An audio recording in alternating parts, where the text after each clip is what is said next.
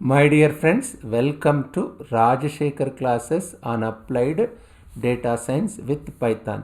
This is lecture number 165. In this lecture, we will try to understand ANOVA, that is analysis of variance.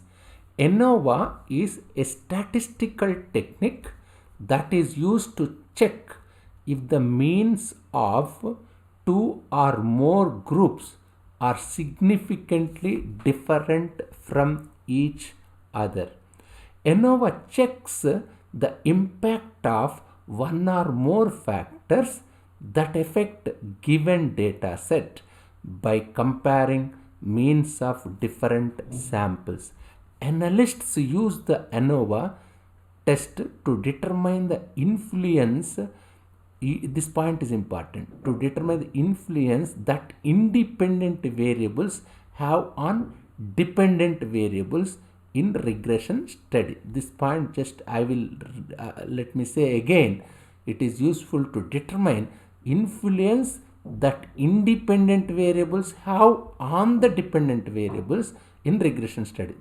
To study this point in regression analysis, analysts are using how this independent variable is affecting independent variable, how it is influencing, how our independent variable is influencing dependent variable in regression study. ANOVA is also called Fisher analysis of variance, and it is extension. This point is important. Let me repeat it again. ANOVA is also called Fisher analysis of variance, and it is extension. ANOVA is extension of what? It is an extension of T and Z test. I can say like this, T and Z tests. This point is important. Anyway, in future classes we will try to understand those points. I can say the formula. What is the formula for ANOVA? It is simple formula. My capital F equal to MST by MSE. What is this MST? Sometimes, or you can say this one is MSB. What is this MSB? Mean square between columns. I can say it is mean square between columns. Mean square between columns. MSB or MST means mean sum of squares due to treatment. Mean sum of squares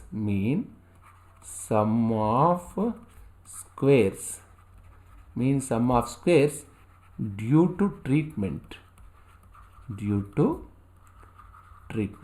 That is MST, isn't it?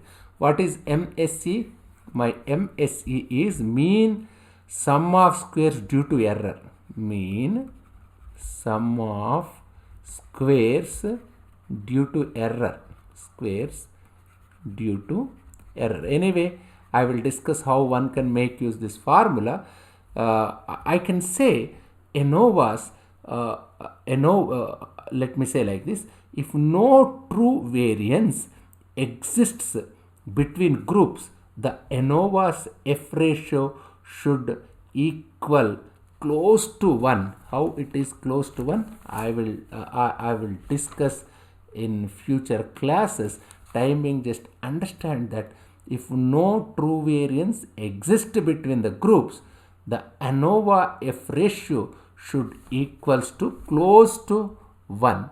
If you compare ANOVA and t-test, the t-test is a method that determines whether two populations are statistically different from each other, whereas ANOVA determines three or more populations are statistically different from each other.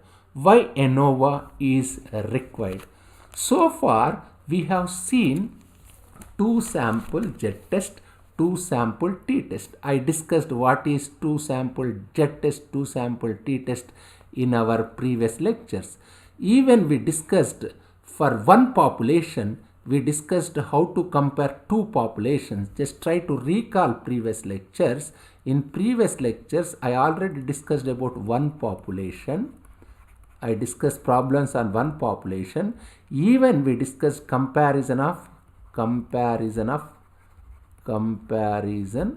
two populations. This also we discussed, isn't it? Two populations. These topics I discussed in previous lectures. But here difficulty is if you want to compare more than two populations. If you want to compare more than two populations, I have difficulty. If you want to compare more than two populations, then you should go for ANOVA. This point is important. When one can opt ANOVA, if you want to compare more than two populations, you should go for ANOVA, isn't it? For example, there is a possibility you can compare. I have three populations. This is population 1, this is population 2, this is population 3. Therefore, there is a possibility you can compare. Which one you can compare? 1 and 2. There is a possibility 1 and 2, and even you can compare 2 and 3. Even you can compare 1 and 3. How many possibilities are there?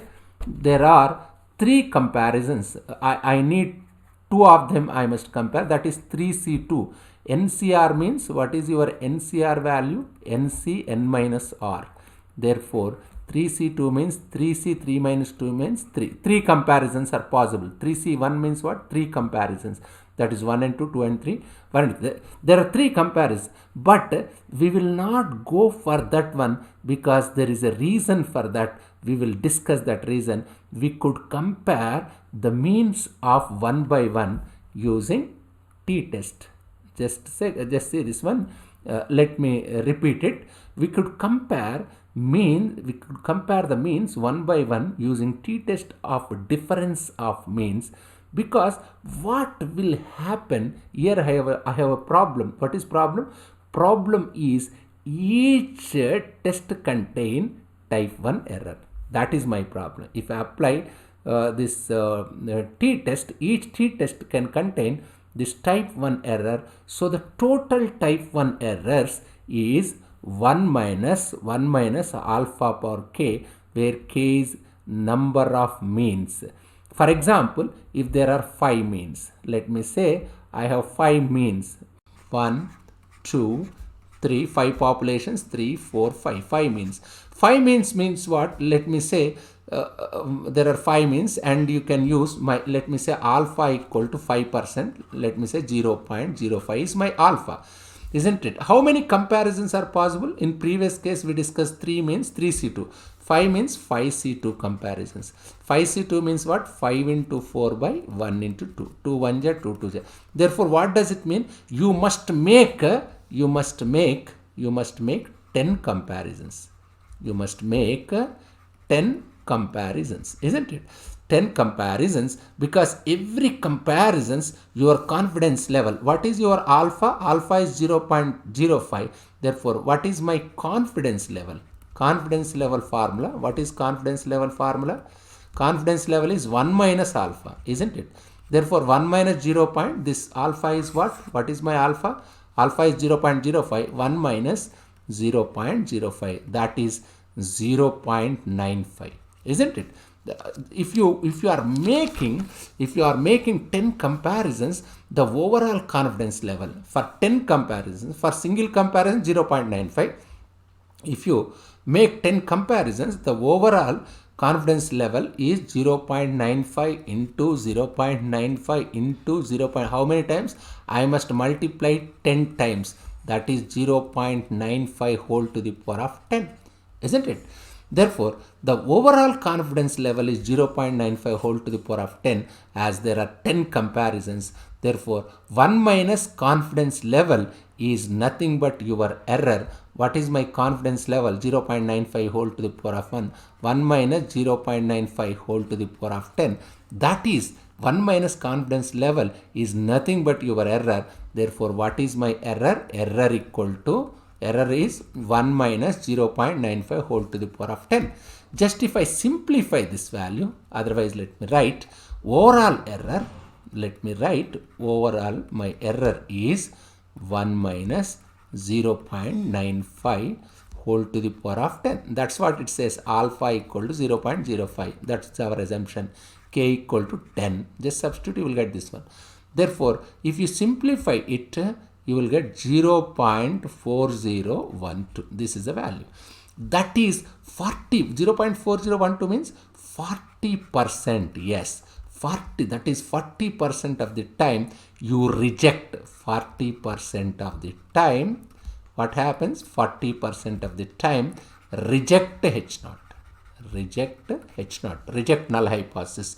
Reject null hypothesis of equal means in favor of the alternative hypothesis. That's why we should not go for two sample t-test whenever if you want to compare more than two populations. If you want to compare more than two populations, better to make use ANOVA. How this ANOVA is useful, I will continue my discussion on ANOVA in my next lecture, that is 166.